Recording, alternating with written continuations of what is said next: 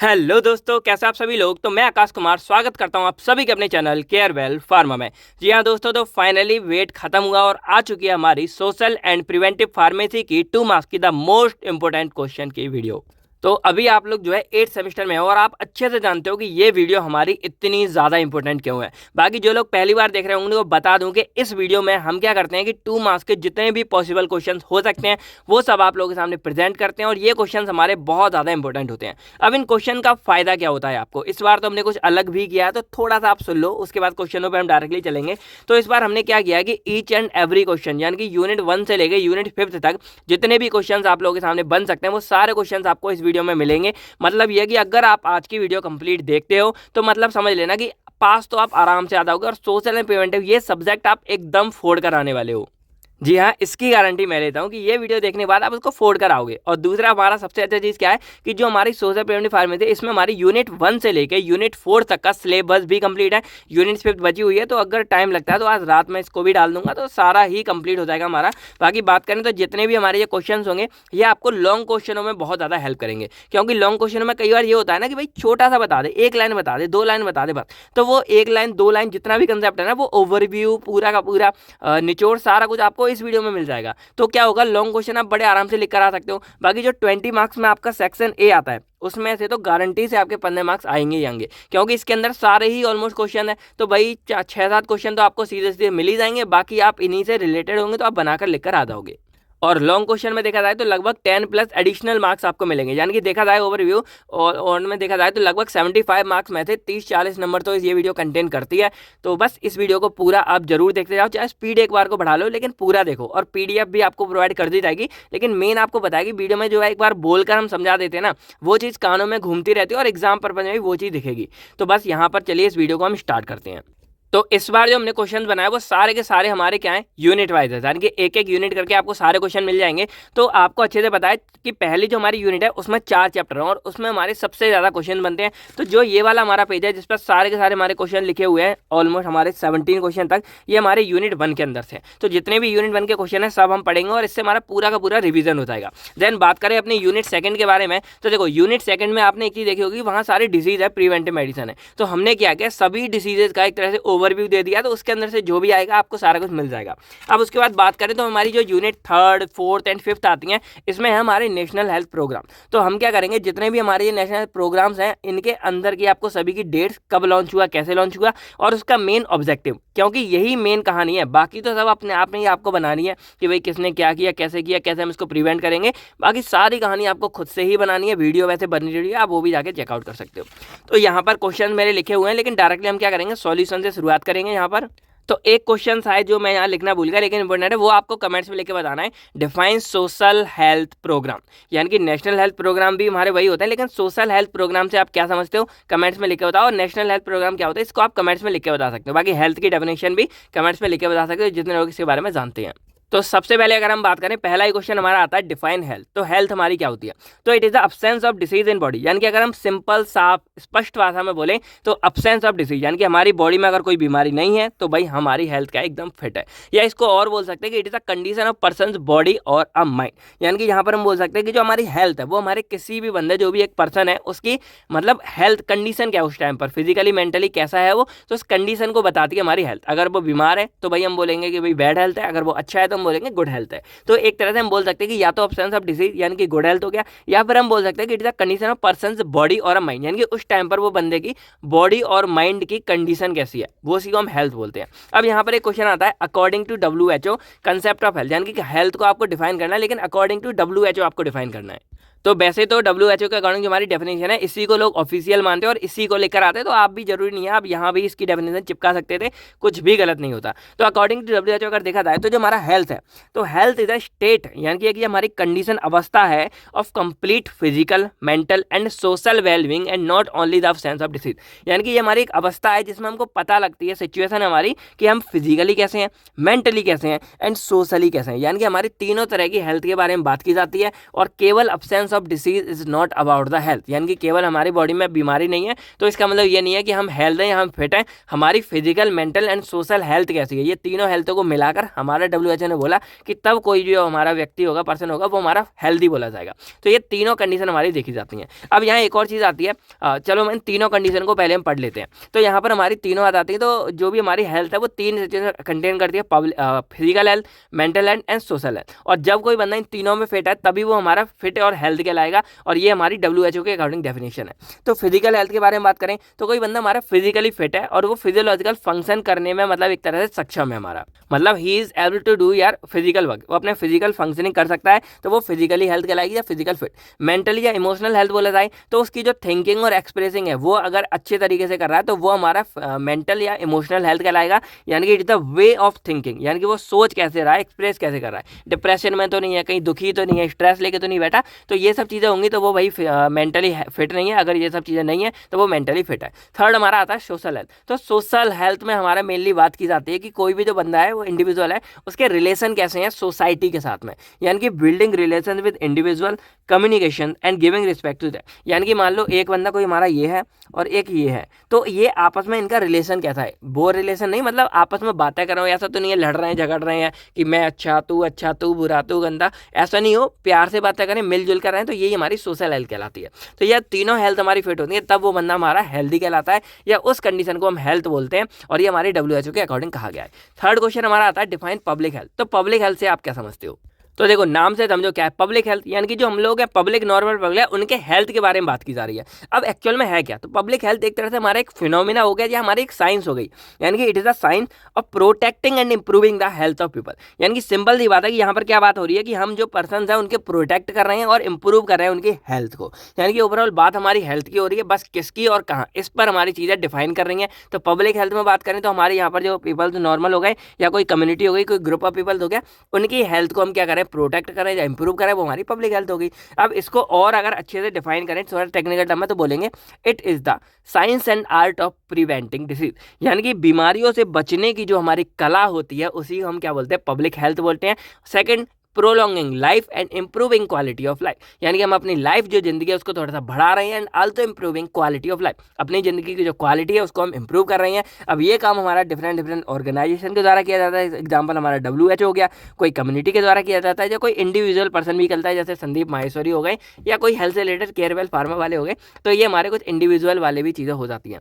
तो यही है कि साइंस या एक हमारी क्या है, विज्ञान या फिर एक कला है जिसमें हम क्या कर रहे हैं, अपने आप को बीमारियों से बचा रहे हैं, अपनी लाइफ को प्रोलॉन्ग कर रहे हैं, एंड आल्सो अपनी लाइफ की क्वालिटी को इंप्रूव करें, अपने जीवन की क्वालिटी को इंप्रूव करें। तो ये हमारी हो जाती है पब्लिक हेल्थ। फोर्थ क्वेश्चन आता है define sick and social problem of sick, यानी कि सिक क्या है, इसको कैसे डिफाइन करोगे, और सोशल प्रॉब्लम क्या है कि भाई कोई बंदा सिक क्यों हो रहा है। तो सिक एक्चुअल में बोले जाए तो the person who is mentally और फिजिकली इल, यानी कि कोई भी बंदा है जो मेंटली या फिर फिजिकली बीमार है उस बंदे को हम सिक बोलेंगे, या हम बोल सकते हैं and who is not fit, जो बंदा हमारा फिट नहीं है उसी को हम क्या बोलते हैं, बीमार बोलते थे। सिक, सिक का हिंदी मतलब क्या है, बीमार। तो भाई बीमार कौन है, जो भाई फिट नहीं है हमारा मेंटली फिजिकल। तो इस पर हम क्या करते थे, जैसे हम नवोदय में थे, हॉस्टल में थे, तो वहाँ पर जब हमारा मन नहीं होता था कहीं का स्कूल में या एकेडमिक वगैरह में या कहीं खेलने कूदने, तो अपसेंट लगती थी, और अपसेंट में भाई PT सर आ जाते डंडे मारते थे, तो वहां पर हम क्या लगवाते थे कि भाई सिक लगवा देना हमारे, यानी कि हम बीमार थे तो ये बोलते थे नहीं फिर भी बोलते थे। तो सिक का मतलब क्या है कि हम भाई फिट नहीं है और हम एबल नहीं है कोई भी वर्क करने के, तो इसी को हम सिक बोलते हैं कि we are not able to do normal functioning work. तो अगर हम ये काम नॉर्मली नहीं कर पा रहे तो हम बीमार हो जाते हैं। अब मेंटली फिजिकल आप बीमार हो या फिर आप फिट नहीं हो। सोशल प्रॉब्लम, क्या क्या प्रॉब्लम हो सकती है, कोई बीमार होगा, पहला एजुकेशन प्रॉब्लम, कि भाई अगर एजुकेशन की कमी होगी तो वो अवेयर नहीं होगा तो भाई ऐसी चीज़ें करेगा अनहाइजीन, जिससे वो क्या हो जाएगा, बीमार हो जाएगा। सोशल प्रॉब्लम, रिलेशनशिप के बारे में बात करें तो ये तो भाई है सामाजिक रिश्ते, एक दूसरे से गर्लफ्रेंड बॉयफ्रेंड वाले रिश्ते हो गए, दोस्त वाले रिश्ते हो गए, यारी दोस्ती हो गई। आजकल तो भाई दोस्तों में ज़्यादा ब्रेकअप चल रहे हैं और उनमें ज़्यादा नुकसान हो रहा है, खपा, तो वो सोशल रिलेशनशिप है। अगर ये गड़बड़ होगी तो स्ट्रेस, एंजाइटी, डिप्रेशन, इस चक्कर में आप बीमार हो जाओगे। अनएम्प्लॉयमेंट सबसे ज़्यादा हमारा कोई रीज़न है, क्योंकि भाई जितने ज़्यादा लोग खाली बैठते हैं घर पर, उनका उतना शैतानी दिमाग और उतना टेंशन और स्ट्रेस में हो जाता है कि कब जॉब लगेगी, क्या होगा। बहुत लोग तो इसके चक्कर में सुसाइड भी कर लेते हैं। तो ये हमारा एक अनएम्प्लॉयमेंट हो गया। फोर्थ हमारा कम्युनिकेशन इशू हो गया, यानी कि लोगों को बात करने का वो नहीं है, तो इस चक्कर में भी बहुत ज़्यादा हो जाता है। और लास्ट है लॉस ऑफ इंडिपेंडेंस डिसेबिलिटीज, यानी कि कुछ ऐसे लोग हो जाते हैं जो क्या होते हैं, डिपेंड हो जाता है किसी दूसरे पर। फिजिकली डिपेंड भी बता रहा हूँ और मेंटली भी। मेंटली मतलब किसी रिश्ते में, और फिजिकली मतलब क्या हो गया कि वो चल फिर नहीं पाते, किसी को सहारा चाहिए, तो उस कंडीशन में भी हम उसको सिक या बीमार बोलते हैं। तो ये कुछ सोशल प्रॉब्लम्स है। अगर ये आएगा लॉन्ग में तो आप इन सबको डिफाइन करके अच्छे से लिख कर आओगे। फिफ्थ क्वेश्चन यहाँ आता है डिजीज क्या है और various social causes of disease क्या है। तो ऐसे क्वेश्चन आप कहोगे सर आपने बनाए, लेकिन ऐसे क्वेश्चन हमारे एकेटिव वगैरह में आए भी है, इसीलिए ये क्वेश्चन मैंने यहाँ पे डाले हैं। नाउ ये हमारी क्या हो जाएगी कि इट इज़ अ कंडीशन और स्टेट। ये भी हमारी एक स्टेट है। When there is any malfunctioning in body और माइंड, यानी कि सिंपल बोले जो हम बीमार थे उसी को हम एक तरह से सिक बोलते हैं कि बीमार किसकी वजह से, कोई बीमारी की वजह से है। तो सिक मतलब बीमार, डिसीज मतलब कोई बीमारी हो गई। तो when there is any malfunctioning in body और माइंड, जब हमारी बॉडी या माइंड में कोई भी कमी हो जाती है उस कंडीशन को हम डिसीज बोलते हैं। अब it is a abnormal condition of our body, यानी कि ये हमारी बॉडी की एक अब नॉर्मल कंडीशन है। अब ये होते क्यों है, यानी कि various social causes of disease, यानी कि सोशल डिसीज हमारी होती क्यों है। तो पहला हमारा है पॉवर्टी। पॉवर्टी मतलब क्या होता है, गरीबी। सेकंड हमारा अनएम्प्लॉयमेंट, यानी कि जो सोशल प्रॉब्लम है, क्योंकि सिक डिसीज एक तरह से सेम चीज़ है। तो पॉवर्टी हमारी गरीबी, एम्प्लॉयमेंट यानी कि भाई बेरोजगार हो गए। सोशल कल्चरल चेंजेस जो हमारे होते रहते हैं आस पड़ोस में। हेल्थ इनइक्वालिटी का मतलब क्या है, सबको बराबर हेल्थ नहीं मिल रही। अमीर तो भाई बड़े बड़े हॉस्पिटलों में जाएंगे, सीट मिल जाएगी, गरीबों को जो हॉस्पिटल वगैरह है वहाँ पर भी उनको जगह नहीं मिल रही। 2-2 3-3 बार आती है नंबर, फिर कह देते हैं जाओ भाई दोबारा लाइन में लगो। लैक ऑफ एजुकेशन, अब उनमें एजुकेशन की कमी है, इसकी वजह से। फिर स्ट्रेस, डाइट, स्मोकिंग, ड्रिंकिंग, ये कुछ ऐसे फैक्टर्स हैं जो हमारे एक्चुअल में क्या करेंगे, हमको बीमार बनाते हैं।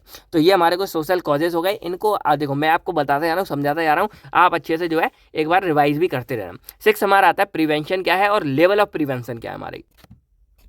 तो प्रिवेंशन का मतलब होता है बचाव, यानी कि कोई चीज़ को हम क्या करें, बचाव कर रहे हैं। तो यहाँ पर प्रिवेंशन क्या डिसाइड करेंगे, तो it reduce the incidence of disease before it gets complicated, यानी कि यहाँ पर हम सिंपल क्या करें कि कोई भी बीमारी होने से पहले हम उसको रोक दे रहे हैं, तो वही हमारा क्या है, प्रिवेंशन हो गया। तो इट रिड्यूस, यानी कि हम सिंपल क्या करें, कोई बीमारी हमको होने वाली है हम उसको रोक रहे हैं। जैसे सिंपल आपने लोगों ने बहुत ज़्यादा देखा होगा, जब आप बहुत ज़्यादा धूप से बाहर से घर में आते हो, एकदम आप ठंडा पानी पीते हो फ्रिज निकाल के, मम्मी रोकेंगे बेटा अभी मत पी वरना सर्द गर्म हो जाएगी और तो बीमार हो जाएगा। तो वो हमारी क्या है, प्रिवेंशन है। बहुत ज़्यादा ठंड है, आप बाहर जा रहे हो तो आपको क्या है, कैप लगवा दी, आपको जैकेट पिलवा दी, मान लो सर्दियों का टाइम है, तो वो क्या हमारा प्रिवेंशन है। तो ये हमारे प्रिवेंशन है, यानी कि तब आप क्या कर रहे हो, आप पहले से बीमार होने से पहले बच रहे हो। लेकिन मान लो अगर आपको फीवर हो गया, आपने तो प्रिवेंशन नहीं दिखाया, आपको फीवर हो गया, देन अब फीवर होने के बाद जब आपको वो दवाई दे रहे हैं तो वो हमारा क्या है, कंट्रोल है। यानी कि उस मूवमेंट पे क्या हुआ कि आपको दोबारा और फीवर ना हो जाए, तब आपकी वो केयर कर रहा है, वो हमारा क्या है, कंट्रोल है। अब फीवर हमारा बहुत ज़्यादा सिचुएशन में पड़ गया, हैवी हो गया, देन अब आपको जो मिलेगा वो होगा ट्रीटमेंट मिलेगा, क्योंकि अब आप सीरियस सिचुएशन में चले गए तो आपकी बीमारी को कंट्रोल नहीं किया जा सकता। अब क्या होगा, आपका ट्रीटमेंट होगा अच्छा खासा।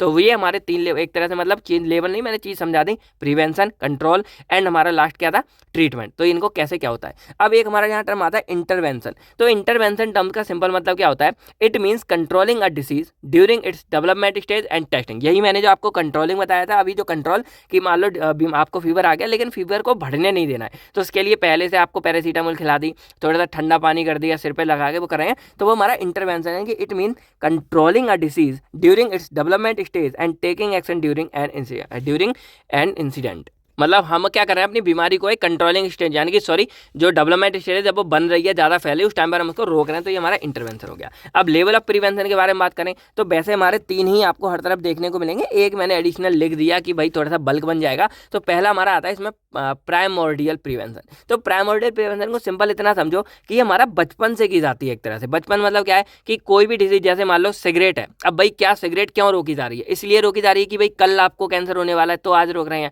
नहीं। सिगरेट का सिंपल मतलब है कि आने वाले 8 से 10 साल या 5-10 साल बाद आपको कैंसर हो सकता है, इसलिए भाई अभी मत पियो। तो ये हमारा होता है कि हम क्या कर रहे हैं, इनहिबिट इमरजेंस, कोई भी हमारी सिचुएशन रोक रहे हैं, डेवलपमेंट डिसीज को हम रोक रहे हैं, यानी कि एक इनिशियल प्रिवेंशन हमारा होता है, अभी से लेकर चल रहे हैं। प्राइमरी प्रिवेंशन क्या है कि इसमें हम इंसिडेंस होने से रोक रहे हैं, यानी कि हम जो डिसीज है उसको होने से रोक रहे हैं। सेकेंडरी प्रिवेंशन क्या है, identify and treat a disease as early as possible. अब मान लो कोई बीमारी हो गई है, देन हम उसको क्या कर रहे हैं, अर्ली एज पॉसिबल हम उसको आइडेंटिफाई कर रहे हैं, देन उसको हम ट्रीट कर रहे हैं। टर्सरी प्रिवेंशन क्या है, अब वो बीमारी हो चुकी है, बीमारी होगी, देन हम क्या करेंगे, उसका ट्रीटमेंट करेंगे, या उसमें हम बोलेंगे रिहेबिलाइजेशन, यानी कि अब उसको दोबारा हम बैक टू नॉर्मल सिचुएशन। कभी भी आपको रिहेबिलाइजेशन याद ना रहे, सिंपल समझो बैक टू नॉर्मल पोजीशन, यानी कि हम जो खो चुका है बंदा, बीमार हो कैसा भी हो, हम उसको फिर से नॉर्मल सिचुएशन में लेकर आ रहे हैं। तो यही हमारा क्या होता है, रिहैब करना, यानी कि वापस उसको अपनी सिचुएशन में लाना। तो ये हमारे थे यहाँ पर 3-4 लेवल ऑफ प्रिवेंशन थे यहाँ पर। अब 8th क्वेश्चन हमारा आता है, डिफाइन हेल्थ एजुकेशन क्या है। तो it is a process in which we provide the education related to health,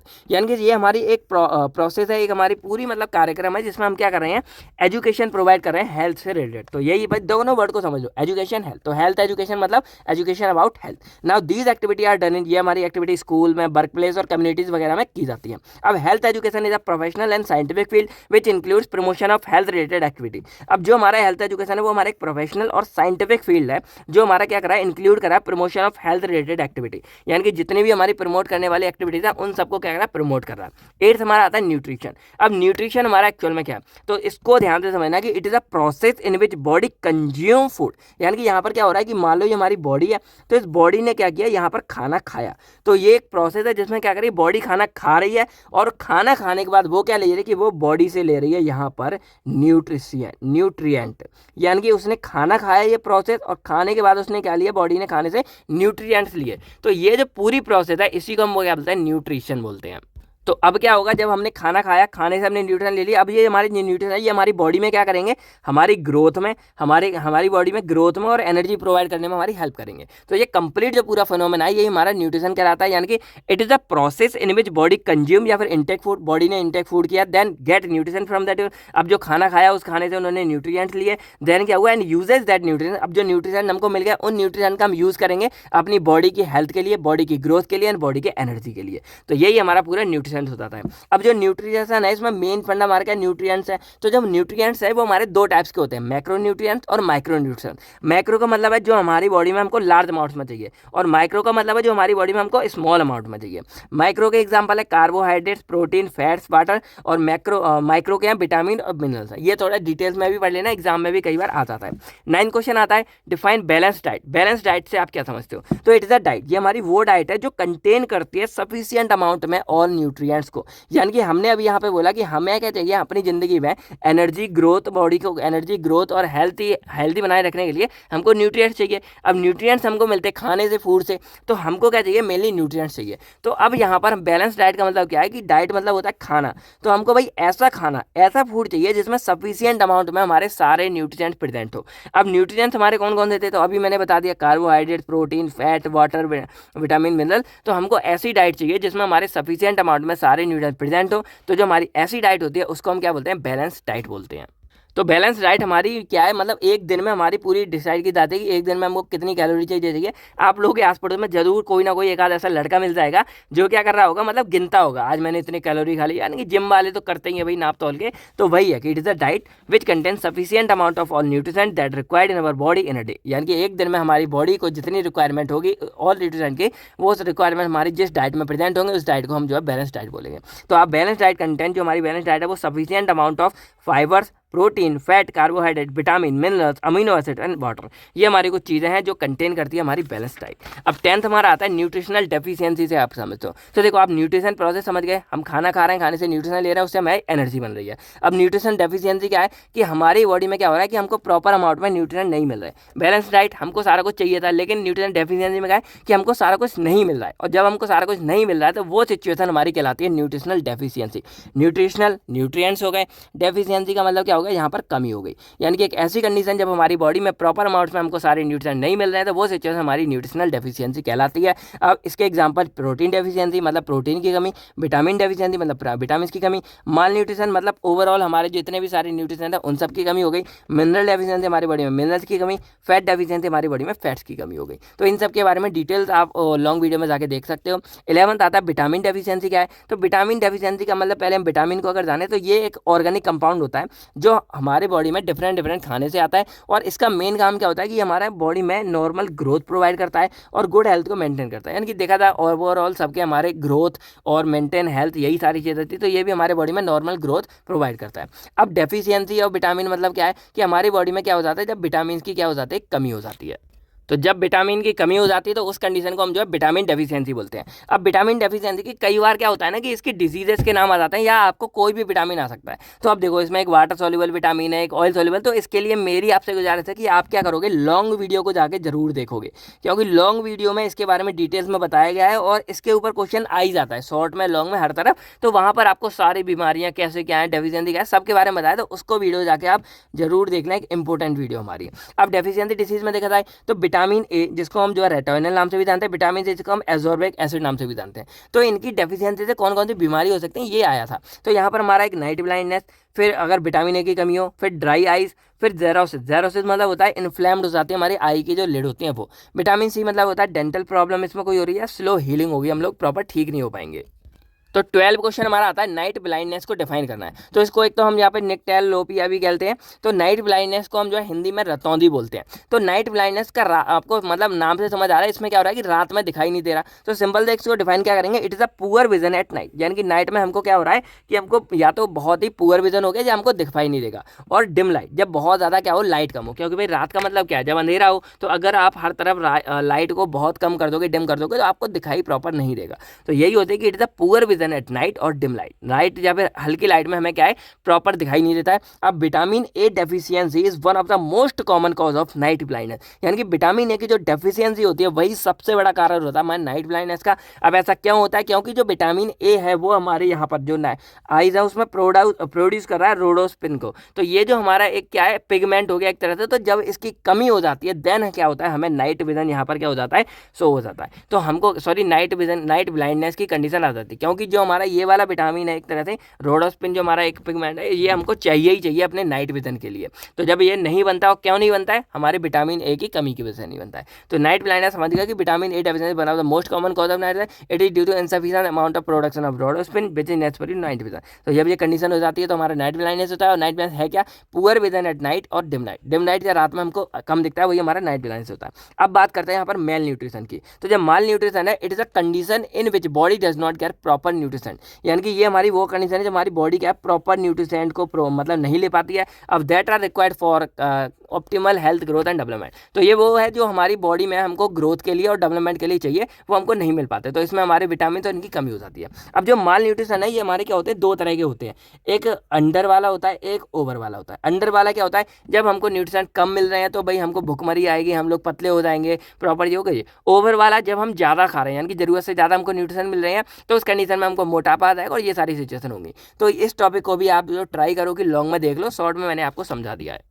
अब फोर्थ क्वेश्चन 14 हमारा आता है social cultural factor related to health and disease. तो ये हमारी शायद अब चैप्टर 3 यूनिट 1 का स्टार्ट हो गया। तो इसमें क्या है, these are those factor which affect the health of an individual और अ सोसाइटी, यानी कि ये हमारे वो फैक्टर्स होंगे जो किसी भी बंदे की हेल्थ को क्या करेंगे, अफेक्ट करेंगे, उसको खराब कर सकते हैं। तो कौन कौन से फैक्टर्स होंगे इसमें, तो यहाँ भी हमारे आ जाएगी एजुकेशन, सबसे बड़ा फैक्टर है, एजुकेशन बहुत जरूरी है। देन हमारा सेकंड इनकम आ जाएगा, इनकम कम है तो वही फैमिली प्रॉब्लम हो सकती है, कोई कल्चर प्रॉब्लम हो सकती है, या इन्वायरमेंट में भी बहुत ज़्यादा प्रॉब्लम हो सकती है, किसी की फूड हैबिट अच्छी नहीं है उससे वजह से, या पर्सनल हाइजीन, कोई अगर अच्छे साफ साफ नहीं रहता तब ये कंडीशन आ सकती हैं। तो ये हमारे को सोशल कल्चर फैक्टर्स हो गए। अब ये आपने अगर इंपॉर्टेंट क्वेश्चन की वीडियो नहीं देखो, देख लेना, उसमें मैंने सबसे ज़्यादा बताया कि सोशियो कल्चर फैक्टर हमारे सबसे ज़्यादा आते हैं। तो इस वाली वीडियो को लॉन्ग में जाके आप क्या करना, जरूर देख लेना, बहुत इंपॉर्टेंट है हमारी। फिर यहाँ पर हमारा आता है अर्बनाइजेशन, ये भी हमारा एक इंपॉर्टेंट आता है कि हाउ मतलब अर्बनाइजेशन के बारे में सारा लिखो कि कैसे हमारा अर्बनाइज हो रहा है यहाँ पर। तो इट इज़ डिफाइंड, ये दोनों मतलब कंबाइन करके हमारे लॉन्ग में आ जाते हैं। तो अर्बनाइजेशन क्या है, it is defined as it is the mass movement of population from rural area to urban,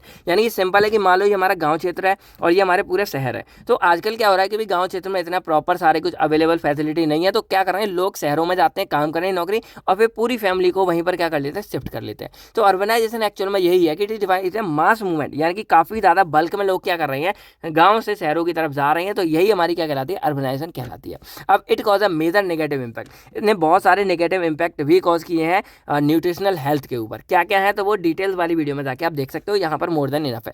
poverty के बारे में बात करें तो ये हमारी गरीबी होती है। तो it is defined as the condition in which people can not afford those things that are needed for good health, यानी कि ये वो कंडीशन है जब लोग वो चीज़ें नहीं खरीद पाते जो उनकी हेल्थ के लिए बहुत ज़्यादा जरूरी है। तो इसी को हम पॉवर्टी बोलते हैं। अब इसमें लोग इवन अपना खाना भी मतलब नहीं कर पाते हैं, तो ये सिचुएशन भी हमारी पॉवर्टी कहलाती है। Even they can't afford a quality food and a health care. अब 16 क्वेश्चन हमारा आता है पर्सनल हाइजीन। तो पर्सनल हाइजीन को क्या बोलोगे, तो पहले हाइजीन का मतलब होता है गुडनेस क्लीननेस ऑफ साउंड, यानी कि जो साफ सफाई वगैरह रखते हो वही हमारा हाइजीन कहलाता है। अब पर्सनल हाइजीन हो गया तो it refer to the act of, यानी कि एक हमारा ये पूरा एक्ट हो गया जहाँ साइंस एक तरह से होगी, और maintaining cleanliness grooming of the external body, यानी कि जो हम लोग अपनी बॉडी की साफ सफाई को मेंटेन करने लग जाएं और अपने आप को सुंदर बनाने लग जाएं तो वही हमारी क्या कहलाती है, पर्सनल हाइजीन कहलाती है।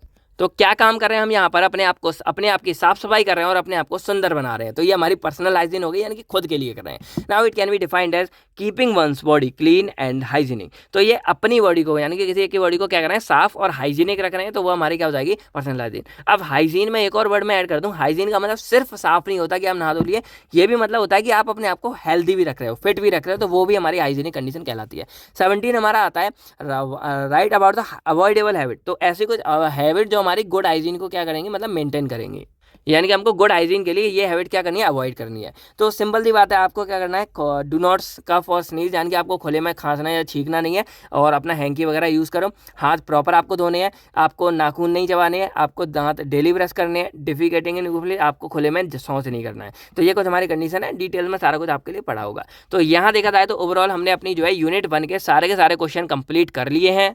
तो यही मेन यूनिट थी, बाकी सारी यूनिट शॉर्ट में आप सबको अच्छे से समझ आने वाली हैं।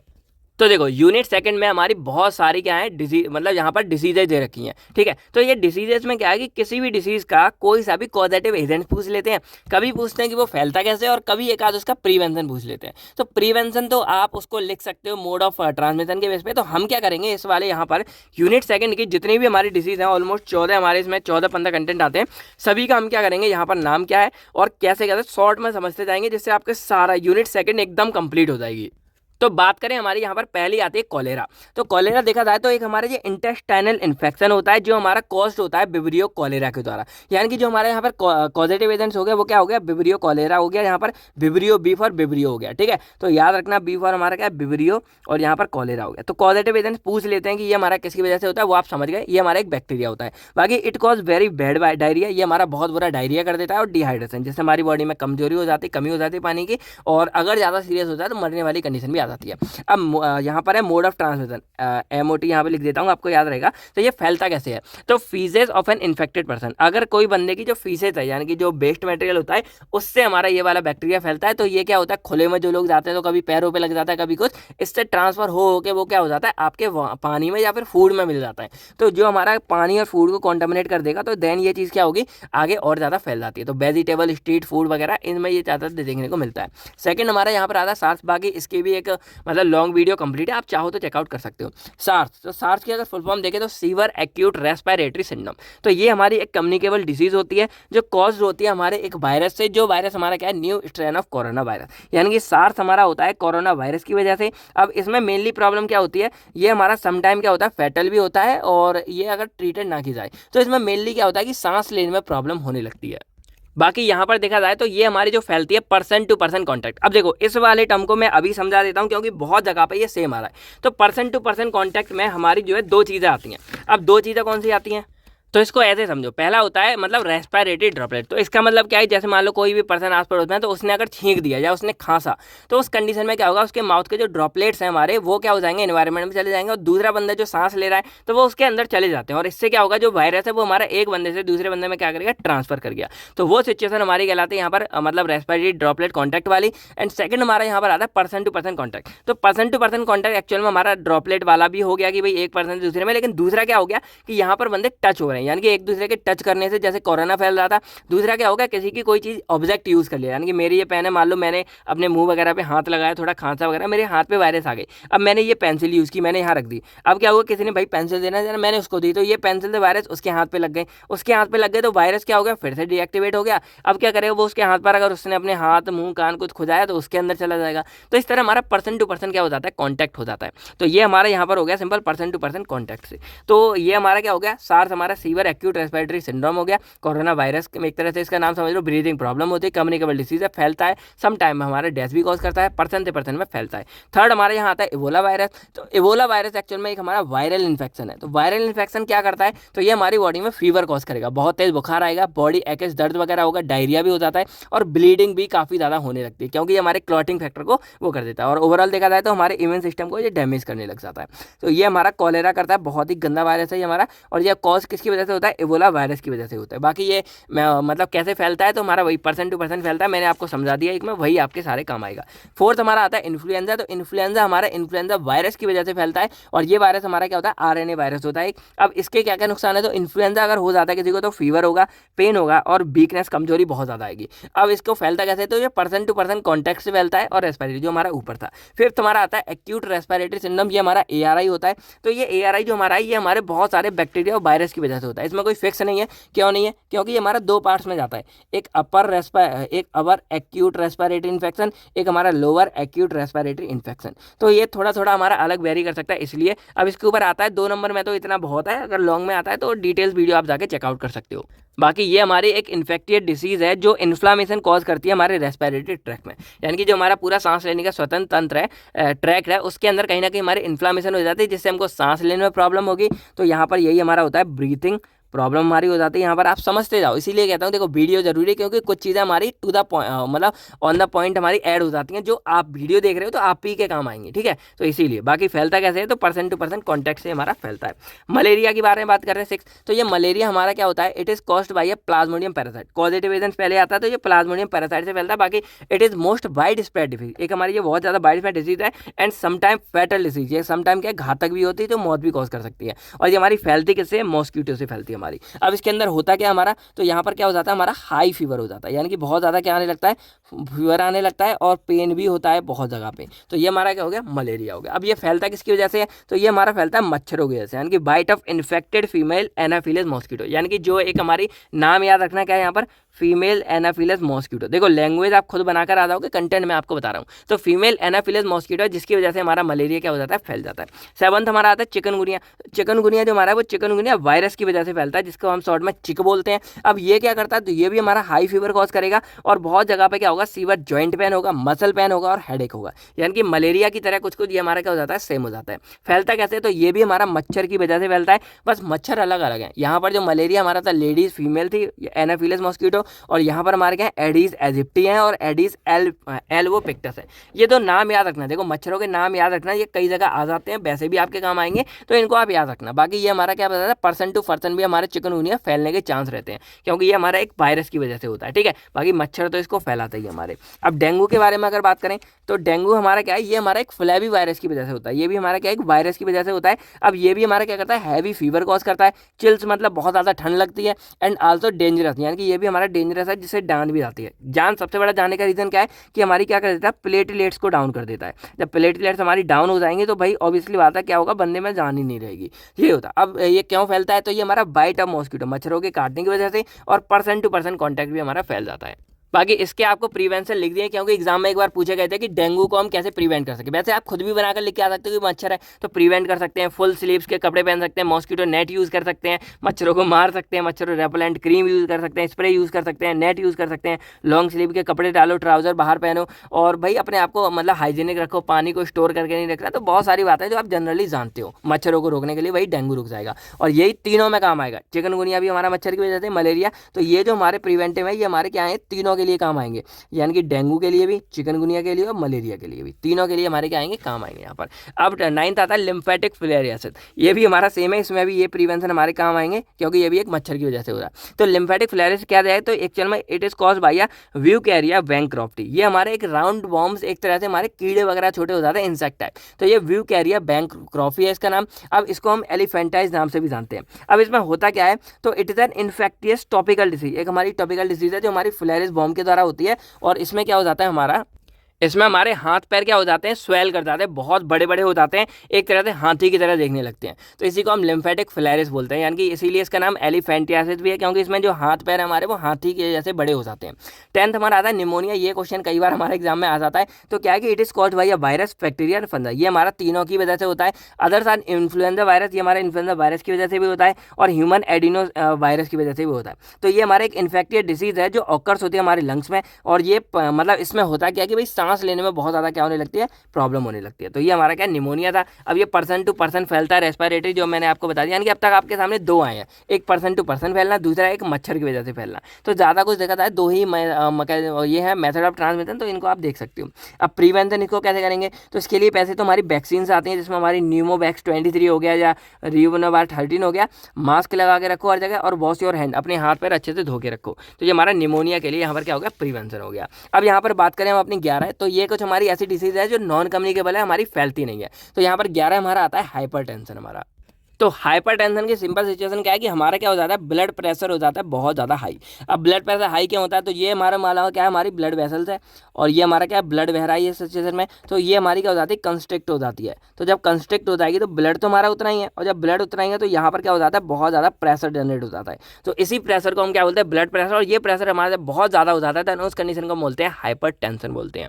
नाउ तो अब आप लोगों से क्वेश्चन है कि हाइपरटेंशन की नॉर्मल रेंजेस क्या है, ये आप कमेंट्स में लिख के बताओ, देखते हैं कितने लोग इसकी नॉर्मल रेंज पता है। बाकी it is caused due to vasoconstriction की वजह से हो जाता है, जो मैंने यहाँ बता दिया। It is caused increase in blood plasma बढ़ जाता है, तब हो जाता है। ये हमारी नॉन ट्रांसमिसिबल यानी कि हमारी फैलती नहीं है, लेकिन लॉन्ग टर्म के लिए है, और नॉन कम्युनिकेबल डिजीज है, जब ही हो सकता है। मोस्टली हमारी एल्डरली पीपल्स में देखने को मिलता है। अब ये फैलती क्यों है, यानी कि रिस्क फैक्टर देखा जाए तो सोडियम का कोई इंटेक हाई कर रहा है, कोई स्मोकिंग कर रहा है, कोई ओबेसिटी कर रहा है, मतलब मोटापा ज़्यादा हो गया, या स्ट्रेस कोई ज़्यादा ले, तो इस सिचुएशन में हाइपरटेंशन देखने को मिलता है। अब यहाँ पर अगर बिल्कुल ही नॉर्मल रेंज देखी जाए यहाँ पर हाइपरटेंशन की, मतलब बीपी की जो रेंज देखी जाएगा, तो वो हमारी क्या होती है, 120/80 होती है। अब अगर क्या होता है, इससे ज़्यादा जाता है सिचुएशन, तो वो हमारी क्या कहलाती है, हाइपरटेंशन कहलाती है।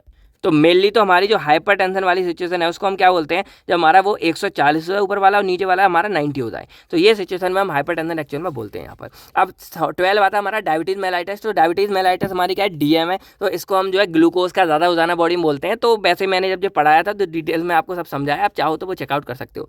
तो it is caused by some factor, जैसे ही हमारा क्यों फैलता है, family history of diabetes family history की वजह से, पेनक्रियाज में अगर कुछ इंजरी हो जाता है, रिस्क इंक्रीज एज के साथ रिस्क बढ़ जाता है, या इट इज़ मेटाबॉलिक क्या है, हमारा डेफिनेशन देखा था, तो it is a metabolic disease. ये हमारी एक मेटाबॉलिक डिजीज है in which blood sugar level is high, यानी कि इट में हमारा क्या हो जाता है, ब्लड शुगर लेवल क्या हो जाता है, हाई हो जाता है। कहाँ हो जाता है, इन अवर ब्लड, यानी कि हमारा क्या हो जाता है, इन अवर ब्लड, हमारे ब्लड में क्या होता है, ब्लड शुगर लेवल बहुत ज़्यादा क्या हो जाता है, हाई हो जाता है। तो ये हमारे क्या करता है, इसमें मतलब कॉज करता है। बाकी यहाँ पर और क्या होता है कि जो हमारा ग्लूकोज है वो हमारे सेल्स के ऊपर अपटेक नहीं जाता, तो ये भी एक कंडीशन हो जाती है। अब रिस्क फैक्टर के बारे में बात करें तो लिपिड्स की ज़्यादा मात्रा हो जाती है, देन हमारी ब्लॉकेज कर देती है। अनहेल्दी लाइफस्टाइल आपकी अनहेल्दी देन हो गया, और एक्सरसाइज कम करते हो देन हो गया।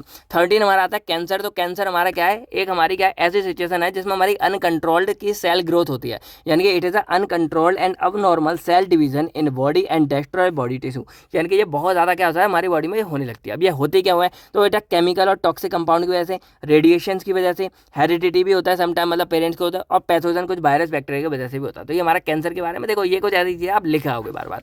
अब 2 क्वेश्चन हमारे यहाँ बन के आते हैं, ये हमारे आए हुए भी हैं, और बोला जाए तो ये हमारे क्या है, इंपॉर्टेंट क्वेश्चन हमारे हैं, ये भी और ये भी।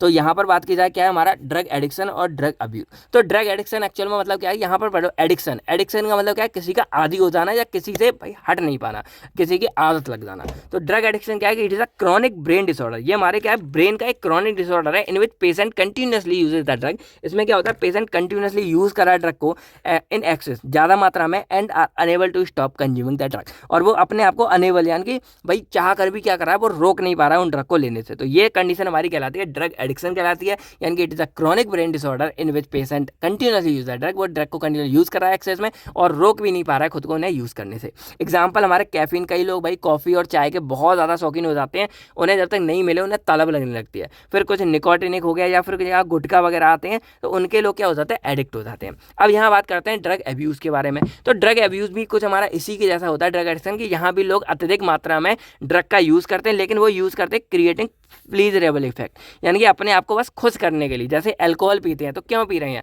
टेस्ट वगैरह नहीं है, लेकिन बस उन्हें एक अलग ही अनुभूति होती है पीने के बाद, ऐसा लगता है। अब ये मत कहना सर आप भी पीते हो, जस्ट बता रहा हूँ भाई, रिव्यू वगैरह पूछा है कैसे क्या पीते हैं, अलग ही खो जाते हैं पीने के बाद, सारी दुनिया मुक्ति से हो जाते हैं, खुश हो जाते हैं, इसीलिए लोग पीते हैं। तो it refer to the use of drug, यहाँ पे तो खैर ड्रग के बारे में बात हो रही है, for the purpose of creating pleasurable effect, यानी कि अपने आप को खुश करने के लिए जो ड्रग का मिसयूज करते हैं वही हमारा कहलाता है ड्रग एब्यूज। तो एग्जांपल कोकेन हो गया या हेरोइन हो गया। तो ये हमारे कुछ ड्रग्स हैं जिनको क्या करते हैं लोग यूज़ करते हैं, एक्चुअल में इन्हें ही ड्रग्स बोलते हैं हम, पर रियल लाइफ तो हमारे अलग ही ड्रग होते हैं। तो अब हम यहाँ पर क्या करेंगे कि अपनी यूनिट थर्ड एंड फोर्थ को एक साथ कंप्लीट करेंगे, मतलब हम एक साथ क्या करेंगे, थर्ड और फोर्थ को कंप्लीट करेंगे। तो जो हमारी थर्ड यूनिट है उसमें हमारे टोटल 9 प्रोग्राम है, और जो हमारी फोर्थ यूनिट है उसमें टोटल हमारे 5 प्रोग्राम है, जिनके बारे में हमारा पूछा जा सकता है। अब इन प्रोग्राम में मेनली क्या पूछा जाता है कि ये इंप्लीमेंट कब हुए थे या ये लॉन्च कब हुए थे, तो ये चीज़ आपको यहाँ पर लिखी हुई मिल जाएगी। अब मेन ऑब्जेक्टिव के बारे में बात करें तो जो हमारा इनका नाम होता है, इन्हीं नेम से आप इनके ऑब्जेक्टिव भी लिख कर आ सकते हैं। तो अगर कोई भी प्रोग्राम हमारा 2 मार्क्स में आ जाता है तो आप उसके बारे में बहुत आराम से लिख कर आ सकते हो। पहले तो उसकी फुल फॉर्म हो गई, फिर नाम हो गया, यही हमारा कम से कम 1 नंबर में हो जाता है। फिर उसकी डेट हो गई, देन उसके बारे में ऑब्जेक्टिव, तो ये 1 नंबर में आपकी डेट हो गई, 1 नंबर में ऑब्जेक्टिव हो गया, तो 2 नंबर के अकॉर्डिंग आप बनाकर लिख के आ सकते हो। तो चलिए जल्दी से हम एक एक करके सभी को समझते हैं। तो पहले हमारी यहाँ आती है HIV और एड्स के लिए जो हमारा प्रोग्राम है उसका नाम है नेशनल एड्स कंट्रोल प्रोग्राम, जिसको शॉर्ट में NACP बोलते हैं। अब ये हमारा लॉन्च हुआ था 1999 में। जो मेन लेक्चर वीडियो उसमें शायद गलती से मतलब मिस्टेक हो गई है, गलती से मिस्टेक हो गई, सॉरी। तो ये हमने नेट वगैरह कंफर्म करके ये हमारी 1992 निकल के आई है, तब हमारा ये लॉन्च हुआ था। मेन एम क्या भाई कंट्रोल एड्स का, तो ये क्या करेगा, HIV वायरस को क्या करना चाहते हैं, मिनिमाइज करना चाहते हैं, और सेफ ब्लड ट्रांसफ्यूजन हो, और इसमें कंडोम प्रोग्राम भी एक इंक्लूड किया गया है जो हमारा इसमें हेल्प करता है। सेकंड हमारा है इंटीग्रेटेड डिसीज सर्विलेंस प्रोग्राम। ये तो हमारा AKT में आया भी है कि ये हमारा कब इंप्लीमेंट किया गया था, तो इसको हम integrated disease surveillance program IDSP बोलते हैं। ये हमारा लॉन्च हुआ था 2004 नवंबर में, और इसका मेन काम क्या होता है कि ये स्टेट बेस्ड सर्विलेंस प्रोग्राम है। मेन क्या है कि ये डिसीज सर्विलेंस करता है पूरी की पूरी कंट्री में, कौन सी बीमारी किसको कैसे हो रही है, किसी का आउटब्रेक वगैरह ना हो उसको रोकने का काम करता है।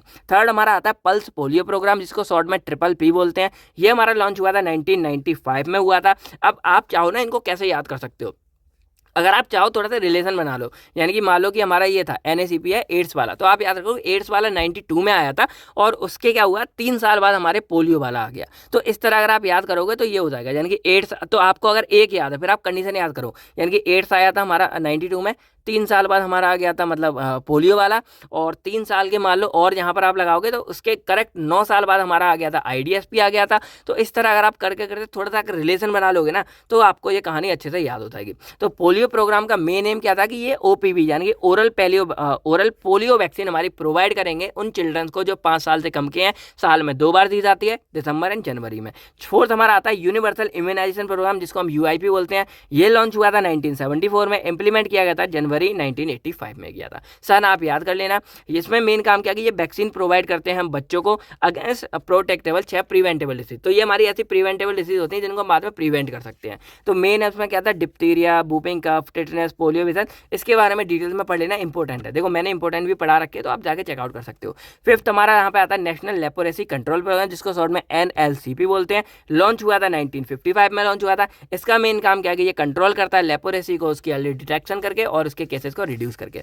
सिक्स हमारा आता है national health program for tuberculosis. तो ट्यूबरक्लोसिस का ये प्रोग्राम इंडिया में लॉन्च हुआ था 1962 में। इसका मेन काम क्या है कि ये ट्यूबरक्लोसिस की जो प्रॉब्लम होती है उनके साथ डील करेगा और उनको प्रिवेंट करेगा। सेवंथ हमारा आता है नेशनल मेंटल हेल्थ प्रोग्राम। तो नेशनल मेंटल हेल्थ प्रोग्राम हमारा लॉन्च हुआ था 1982 के अंदर। इनका मेन काम क्या था कि ये यूनिवर्सल हेल्थ कवरेज प्रोवाइड कर सके नेशनल मेंटल हेल्थ के ऊपर। अब इनकी सबसे बड़ी जो प्रॉब्लम क्या थी ये मेंटल हेल्थ के ऊपर कि यहाँ पे इस पर कोई अवेयर नहीं था। तो इनका मेन एक ये भी एम था कि ये अपने जो इनका प्रोग्राम है उसके लिए भी क्या कर सके, अवेयर लोगों को करा सके।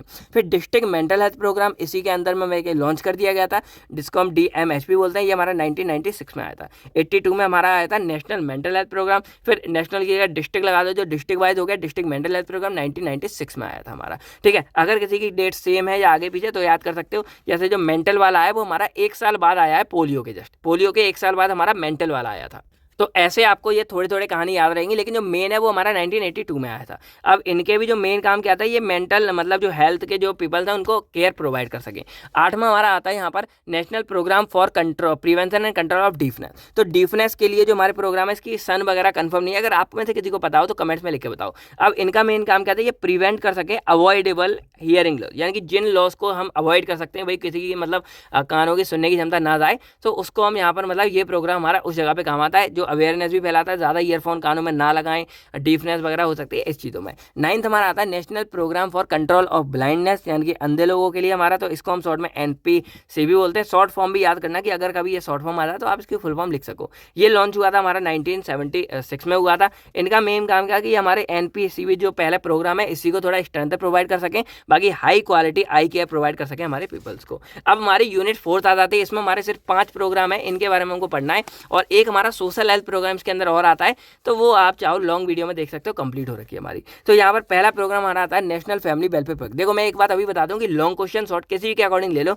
यूनिट 4 से हमारे यहाँ पर 2-3 टॉपिक, वेलफेयर वाला हमारा, मदर एंड चाइल्ड वाला और एल्डरली वाला हमारा, और तंबाकू वाला, ये चारों हमारे काफ़ी बार आए हुए हैं, तो इनको आप करके आओ जरूर। लॉन्ग में भी हमारे काफ़ी बार आए हुए हैं। तो पहला ही हमारे यूनिट 4 में आता है नेशनल फैमिली वेलफेयर प्रोग्राम। तो ये हमारा लॉन्च हुआ था 1994 में। अब इसका देखो, ये हमारा एक साल पहले, सॉरी, ये हमारा पोलियो से एक साल पहले लॉन्च हुआ था। तो ये हमारा फैमिली वेलफेयर क्या है, पोलियो से एक साल पहले लॉन्च हुआ। पोलियो वाला 95 में लॉन्च हुआ। पोलियो से 3 साल पहले हमारा लॉन्च कौन सा हुआ था, यहाँ पर एड्स वाला लॉन्च हुआ था। तो इस तरह आप थोड़ा सा मैनेज कर सकते हो। अब यहाँ पर हम फैमिली वेलफेयर वाले की बात करें तो इनका मेन एम होता है कि improving the welfare of mother and child. Mother and child की या पूरे फैमिली की क्या करेंगे, वेलफेयर इंप्रूव करेंगे। सेकंड इनका सबसे मोस्ट इंपोर्टेंट क्या था, प्रमोट कर रहे थे स्मॉल फैमिली, यानी कि फैमिली प्लानिंग को इंप्रूव कर रहे थे कि भाई कम हो, जिससे हमारी मोर्टेलिटी रेट भी कम कर सकें। ये बाकी national health intervention for mother and child, mother and child के लिए हमारा मोस्ट इंपोर्टेंट ये वाला है, जो काफ़ी बार आता भी है। तो ये हमारा लॉन्च किया गया था 2030 में। अब इनका मेन एम क्या था कि ये रिड्यूस कर सके mortality and morbidity among womens and children, यानी कि जो मदर हैं और बच्चे हैं उनकी मोर्टेलिटी मॉर्बिलिटी रेट को ये कम कर सकें। बाकी मदर को नॉलेज प्रोवाइड कर सकें ड्यूरिंग प्रेगनेंसी, यानी कि प्रेगनेंसी के टाइम पर उनको बढ़िया नॉलेज प्रोवाइड कर सकें। थर्ड हमारा आता है नेशनल तंबाकू कंट्रोल प्रोग्राम। तो ये टोबैको हमारा ये लॉन्च हुआ था 2007 एंड 8 में, और 2007 में लॉन्च हुआ था एक तरह से। और ये मतलब जो पास किया गया था, ये हमारा कब पास किया गया था, पास्ड इन 2003, 2003 में ये पास किया था गवर्नमेंट के द्वारा, और लॉन्च हुआ था 2007 और 8 में। इनका मेन एम क्या था, to aware people regarding the hazardous effect of तंबाकू के हजार्डस इफेक्ट के बारे में, टू हेल्प पीपल क्विट तंबाकू, जो पीपल छोड़ना चाहते हैं उनकी हेल्प करने के लिए, and to minimize death cause by it, जो डेथ हो रही है उनको हम रोक सकें। फोर्थ हमारा आता है national program for health care of elderly. तो एल्डरली हमारे वो लोग होते हैं, वो पीपल्स होते हैं जिनकी एज हमारी क्या होती है, मोर देन 60 ईयर होती है। तो उनकी हम कैसे केयर करेंगे, उसके लिए हमारा प्रोग्राम बनाया गया। लॉन्च हुआ था हमारा 2010 में। It's main aim is to maintenance and welfare of parents and senior citizen, parents और सीनियर सिटीजन के वेलफेयर के लिए बनाया गया था। To provide accessible, affordable and high quality service हमारी इसके लिए, to provide high quality long term care हम मतलब सीनियर सिटीजन को प्रोवाइड कर सकें। लास्ट हमारा यहाँ पर आता है नेशनल मलेरिया प्रिवेंशन प्रोग्राम। तो इसको हम NMCP बोलते हैं। अब ये हमारा लॉन्च किया गया था 1953 में। इनका मेन काम क्या था कि ये मलेरिया का जो ट्रांसमिशन हो रहा है उसको रोक सकें और एंटी मलेरियल ड्रग को भी प्रोवाइड कर सकें। तो आई होप आपको सारे प्रोग्राम समझ आ गए होंगे। तो जो हमने अपनी यूनिट 3rd एंड 4th की कंप्लीट वीडियो बनाई, वो लगभग हमारी 1.5 से 2 घंटे की वीडियो है, जिनको हमने यहाँ पर 5-6 मिनट में खत्म कर लिया है। तो बस ओवरव्यू यहाँ पर पढ़ लिया, लेकिन जब क्वेश्चन लॉन्ग में आएगा तो भाई इनके अंदर के ऑब्जेक्टिव, आउटकम्स क्या है, फंक्शन क्या है, कौन कौन से केयर हैं, एलिमेंट्स क्या है, तो वो सब चीज़ें आती हैं। तो वो आप लॉन्ग में ही जाके देख लेना। तो अब हम यहाँ बात करेंगे अपनी लास्ट यूनिट की, यूनिट 5th के बारे में। तो इसमें भी कुछ क्वेश्चन है। अब ये यूनिट को आप थोड़ा ध्यान से देखना, क्योंकि ये यूनिट की अभी लॉन्ग वीडियो बनी नहीं है। आप कहोगे तो कमेंट्स में बता दो, लॉन्ग वीडियो भी बना दूंगा मैं अभी, और ट्राई करूंगा, बन जाती तो बन जाती है। तो इसमें पहला क्वेश्चन आता है डिफाइन PSC। PSC क्या है हमारा, तो PSC हमारा प्राइमरी हेल्थ सेंटर है। तो it is a first level, ये हमारा पहला स्टेप है, जहां पर क्या हो रहा है कि कॉन्टैक्ट कर रहे हैं इंडिविजुअल, कोई भी पेशेंट है, directly from the health system, यानी कि हेल्थ सिस्टम से कनेक्ट कर रहे हैं। तो एक तरह से देखा था प्राइमरी हेल्थ सेंटर कोई भी हमारा एक आस पड़ोस की दुकान, आस पड़ोस का सेंटर हो सकता है, आस पड़ोस का क्लिनिक हो सकता है, जिससे लोग डायरेक्टली जाके क्या कर रहे हैं, दवाई वगैरह ले रहे हैं। They provide affordable and primary health care to people. ये हमारे अफोर्डेबल प्राइस में और प्राइमरी हेल्थ केयर प्रोवाइड करता है पीपल्स को। अब इनके फंक्शंस मोस्टली टाइम आते हैं कि PSC के फंक्शन क्या है। तो ये मेनली हमारे क्या कर रहे हैं, it provide the health education provide कर रहे हैं। ये help in implementing the national health program, implement करने में भी हेल्प करते हैं। It provide medical care treatment and prevention of disease. ये हमारे मेडिकल केयर के ट्रीटमेंट प्रोवाइड कर रहे हैं और प्रिवेंशन ऑफ डिसीज में भी हेल्प कर रहे हैं। सेकंड क्वेश्चन हमारे यहाँ आता है इंप्रूवमेंट इन रूरल सैनिटेशन। तो रूरल सैनिटेशन में इंप्रूवमेंट क्या है, तो रूरल सैनिटेशन का मतलब क्या है कि it is a hygienic means of promoting health through various method in rural area. तो रूरल एरिया में हम क्या कर रहे हैं कि हम हाइजीनिक मतलब हाइजीनिक बना रहे हैं, रूरल एरिया को हम क्या कर रहे हैं, प्रमोट कर रहे हैं उसमें हेल्थ के बारे में। तो यही हमारी क्या है, रूरल सैनिटेशन है। सैनिटेशन मतलब होता है साफ सफाई, यानी कि हम क्या कर रहे हैं, गांव क्षेत्र में सैनिटेशन करके एक तरह से साफ सफाई करके उनमें प्रमोट कर रहे हैं हेल्थ के बारे में। ऐसा क्यों करें, क्योंकि जो गाँव क्षेत्र में वहाँ पर प्रॉब्लम हमारी बहुत ही गंदी है, बहुत ही वर्स्ट है, क्योंकि यहाँ पर प्रॉपर सैनिटेशन हमारी अवेलेबल नहीं होती है। तो अब कैसे इंप्रूव कर सकते हैं, to avoid the human contact with hazardous waste. जो हमारा हजार्डस वेस्ट इफेक्ट होता है उससे हम ह्यूमन कॉन्टैक्ट को बचा सकें।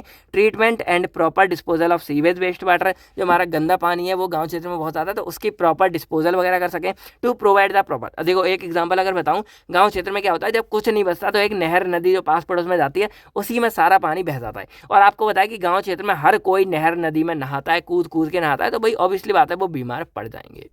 तो साफ सफाई करना भी हम ही लोगों की जिम्मेदारी। बाकी to provide the proper health education, proper provide करना। बाकी increase knowledge and awareness, knowledge बढ़ाएंगे हम गांव वालों की, उनको प्रॉपर हेल्थ एजुकेशन देंगे, ह्यूमन कांटेक्ट हम बताएंगे कि भाई नहीं करना हजार्डस चीज़ों से, और बेस्ट मटेरियल कराएंगे। गांव में बिजली देंगे, जिसके बाद घर नहीं है घर दिलवाएंगे। अनिल कपूर का वो डायलॉग याद है और नायक पिक्चर में। तो यही सब है हमारा कि भाई गाँव क्षेत्र में हम तरक्की कर रहे हैं। ये हमारा क्या इंप्रूवमेंट इन रूरल सैनिटेशन।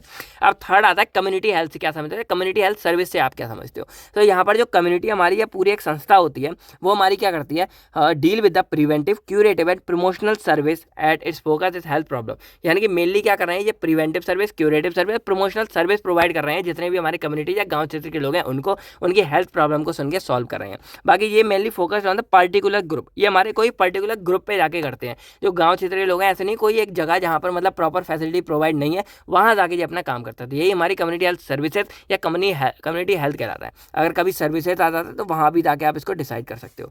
बाकी फोर्थ आता है नेशनल अर्बन हेल्थ मिशन। तो नेशनल अर्बन हेल्थ मिशन क्या है, तो ये हमारा लॉन्च किया था 2013 में। अब इसका मेन एम क्या था कि ये हमारी हेल्थ स्टेटस को इंप्रूव कर सके, किन लोगों के, अर्बन पुअर। अब अर्बन पुअर कौन है भाई, गांव जो हमारे शहर में रहते हैं उसमें भी कुछ लोग ऐसे होते हैं जो गरीब होते हैं भाई, जिनके पास प्रॉपर फैसिलिटी नहीं होती, डिसएडवांटेज सेक्शन से होता है। तो उन लोगों के लिए हमारा प्रोग्राम बनाया गया नेशनल अर्बन हेल्थ मिशन, कि उन लोगों को भी थोड़ा बहुत कुछ मिल सके। तो the program mainly improve the health status of the urban population in general but particularly of the poor and disadvantage section. यानी कि अर्बन पीपल में जो पुअर होंगे या डिसएडवांटेज सेक्शन जिनमें कोई ध्यान नहीं देता, उन लोगों पर ध्यान देने के लिए ये प्रोग्राम बनाया गया कि उनकी हेल्थ स्टेटस को क्या किया जाए, इंप्रूव किया जाए। नेशनल रूरल हेल्थ मिशन की बात की जाए तो ये हमारा 2005 में आ गया था, 5 अप्रैल 2005 में।